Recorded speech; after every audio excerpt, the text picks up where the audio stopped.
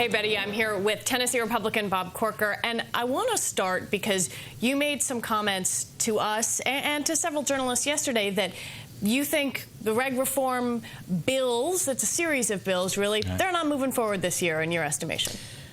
Well, I think there'll be a lot of work done on them. We've already begun meetings talking about sort of where we are on the major issues. I think from the standpoint of passing something out of our committee this year, I just don't see it happening. You know, I don't think it's not because we don't want to address the issue, but look, it's complex. I mean, there are a lot of arcane issues that need to be dealt with, and so I know there's a desire to do something on a bipartisan basis, but I do not see it happening this year.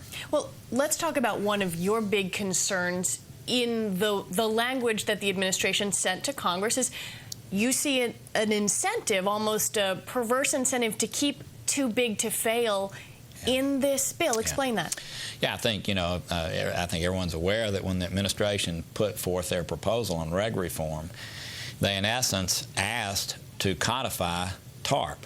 They wanted to hold unto themselves in perpetuity the ability to use taxpayer monies to invest in companies that were failing to keep them alive. And I think that mentality would be very destructive to our financial world here in the United States, and I don't think there's much thought that that's a good idea. So I certainly think it would be very, very poor judgment on our part to keep in place that thought that, hey, if you're a large institution, don't worry, you know, the Treasury Department or some other entity will come in and bail you out. So what's the answer to that? How do you fix that?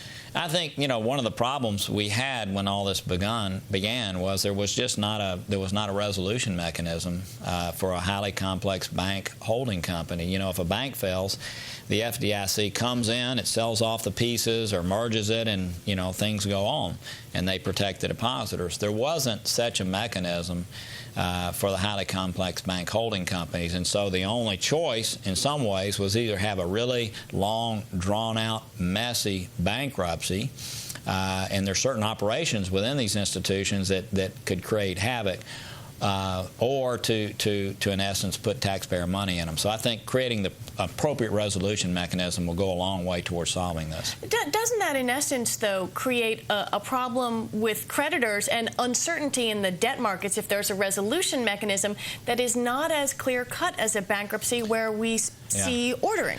Well, no, I think it would actually have the ordering in place, and certainly the board and the stockholders and all of them would be, you know, and for lack of a better word, toast, and then you'd move through the debt holders at the various levels of their seniority. So I think actually you could do it so that everybody understood on the front end how that was going to be. We've got less than a minute left. I got to ask you though, the administration very pro this Consumer Financial Protection Agency. Right. They say it's going to fix a lot of problems. You don't think so? Well, I think it's. I think even they know that they began this in the left ditch. That the notion of them defining the types of products that the financial world was going to offer was like, you got to be kidding me. So they've backed way off of that. I'm very concerned about an entity that may very much be different than looking at the prudential and soundness, the prudential side of banking. There could be great conflicts, and I'm very concerned about an organization like that and what they might do as it relates to our financial entities. I know we're going to have more time to talk about this because, as you said, it's going to maybe drag on into next year. So I want to thank you for your time. I know we're running out of it. Betty, I got to send it back to you guys in New York.